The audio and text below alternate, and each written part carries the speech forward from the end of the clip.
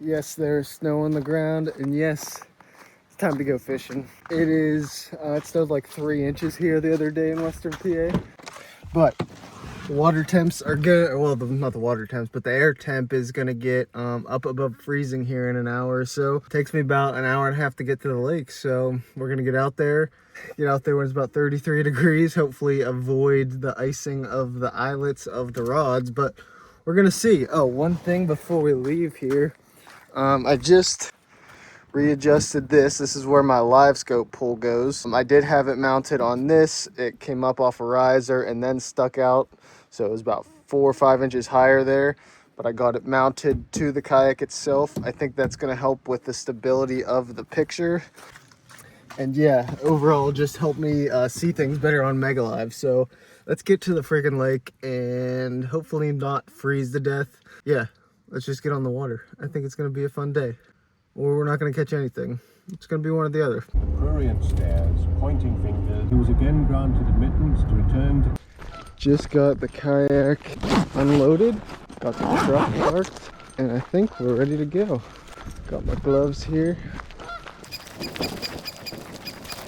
Obviously, the lake's a little bit lower than it normally is. Based on what I saw, it's about 5 feet lower. Gonna have to adjust with that, but I've never really been here, so it's a new lake to me either way. I fished once on the other end of the lake, but it's a lot different than this, and it was the middle of summer, so a whole lot different conditions.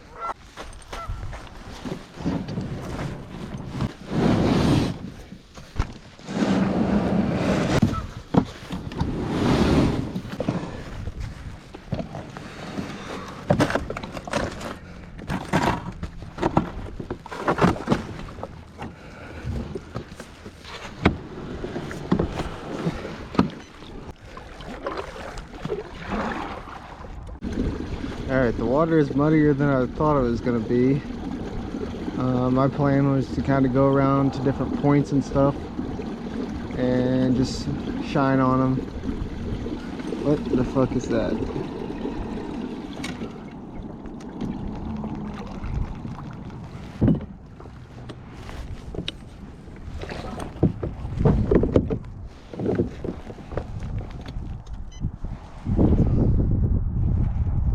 There's a fish down there.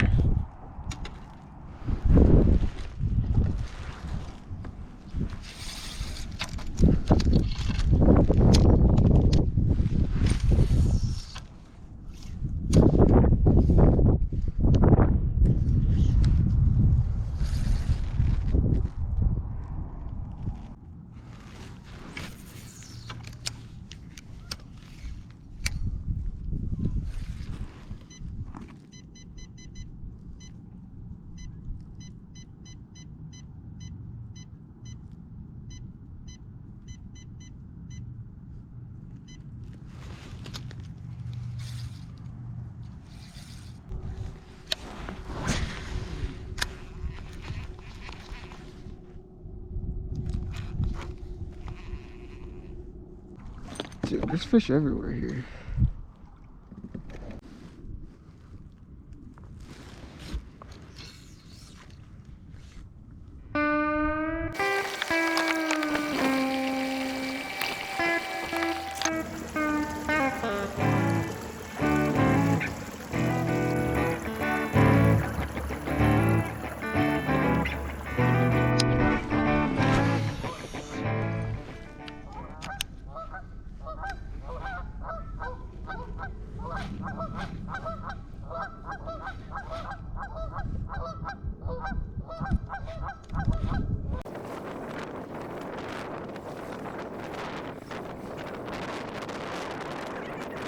Alrighty, well I had fun playing with the seagulls back there, but I'm gonna go across the lake here and see if we can find anything on these banks. I think they're a little steeper on this side, and I know the creek channel runs on this side over here that we're headed to, so hopefully we can find us one.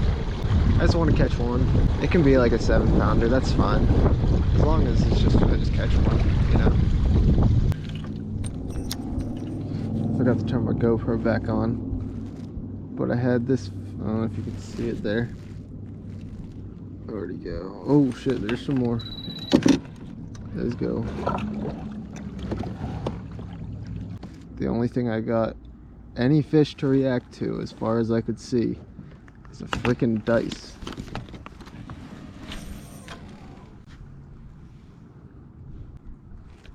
That's just shape.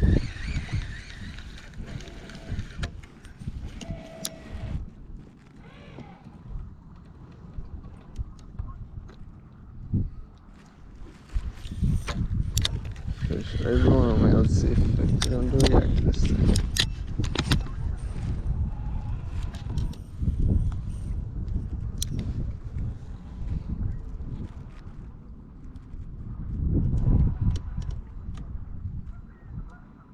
Oh, one's coming up for it. Nope. There's more looks than I've got with literally anything else, so let's see if we can get them to bite here. Oh boy, my feet are freezing, by the way. I don't know if I mentioned this. I don't know if you can see my screen there. The water temp is 40 degrees and the feels like temp out is like 20. The air temp is like 30 something, but I'm getting the ice on my line for sure. Luckily, no buildup on the eyelets, so that's good. But we've been out here for like an hour and a half. I'm going to try a few more spots here on the way back to the ramp, but I can barely move my mouth to talk. So yeah, we're just going to work our way back to the ramp here and see if we can see any on Mega Live, and if not, we're going to call it a day. But we found fish on Mega Live. That's really, being able to find fish on Mega Live, I think, is the start of how you get good at fishing with Mega Live. So yeah, I didn't catch any yet today, but I've seen a lot.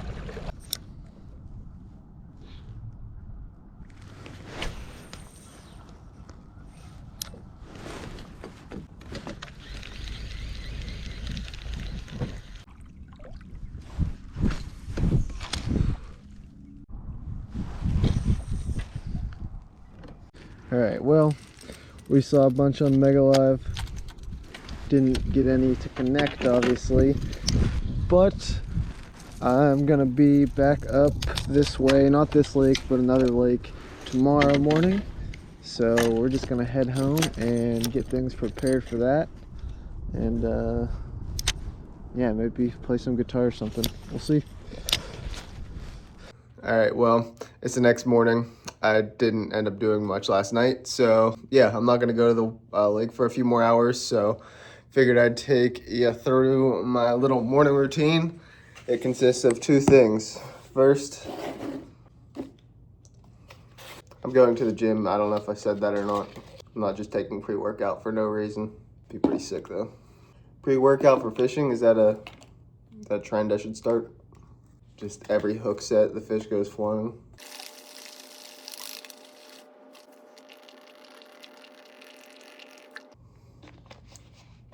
All right, step one, morning routine done. We're gonna go over here and finish up step two. That's where I sit down here, pick this up.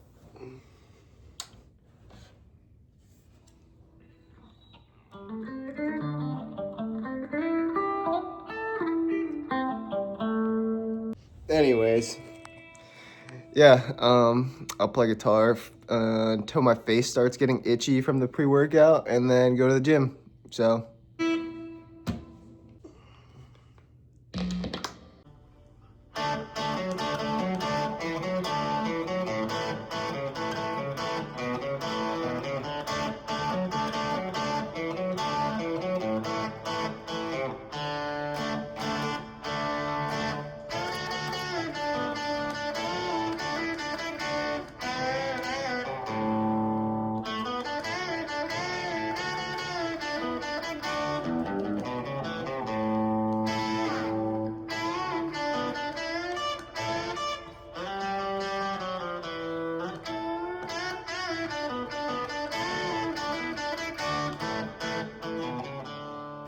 Let's get to fishing.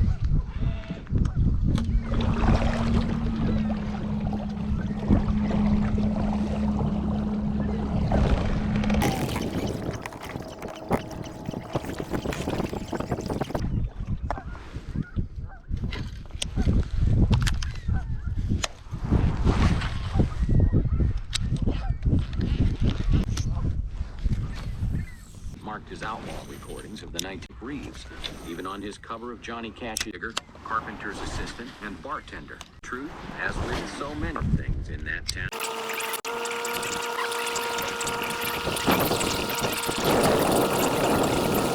When production cranked up, Frit on by gone, and then he gave it to Ian's dream. Bobby joined the forces of darkness. Waylon painted the song with fatherhood and poverty, and I can say, Waylon nailed that one. In producers Felton Jarvis, who supervised Elvis' association with Davis, who couldn't ignore the fresh breezes in Nashville, yielded the sterling ballad titled Cedartown, Georgia, that wouldn't be released. Whether Davis had anything to radio disc jockeys and record distributors. In the wake of Davis's departure, Chet naturally was in no mood to reassume his studio work with Waylon, so he handed the singer's production chores to Ronnie Light, who came to producing from the performing world. Guitar for Arnold on the road, wrote lead sheets for some of the big publishing houses in Nashville, and co-produced with Felton Jarvis The Lonesome Road. With Jarvis turning most of his attention to Elvis, Chet directed the 24-year-old Light to cover for Jarvis. Walleye? Like Nashville did. Chet's conservative. Oh, that's a giant walleye. Particularly with Waylon, pushed RCA up to the gates of the forward-thinking Christopherson influenced Nashville. Harlan Howard songs and covers of songs in Waylon's repertoire that had begun to fall away under Danny Davis's reign continued to recede in phase light. So as his producer thinks we could release, including Season. That's an album that Waylon goes after everyone. He tried out Nelson's It Should Be Easier Now and Pretend I Never Happened. The men's relationship was cemented in 1971 for steel guitarist Ralph Mooney, and we used Mooney.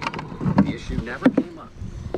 Bradley, who was taking more administrative responsibilities with each new day on the job, claimed that he too never argued with Waylon about session musicians, that it was Chet who This is fought the 25-incher. older ways. However, that's not to say that Bradley and Waylon, they ran heads almost from the start. I was That's fun, I suppose. Relations director Wally Really what I was looking for, but calls Bradley, and they were having an argument, and they were cussing each other, and Waylon and I think right. alright, well, I've been scoping around for like, what, 3-4 hours now. Texas, That one walleye. Jerry Jeff Walker and B.W. Stevens, Debating on going up to some shallower bays here. And finding some warmer water. He channeled the spirit of Threadgills on bigger stages See if we all can around Texas. catch a largemouth or two up there. Ethos and style of music I don't know, I'm gonna fish around here a little longer and see if I can get a bite. Country or outlaw.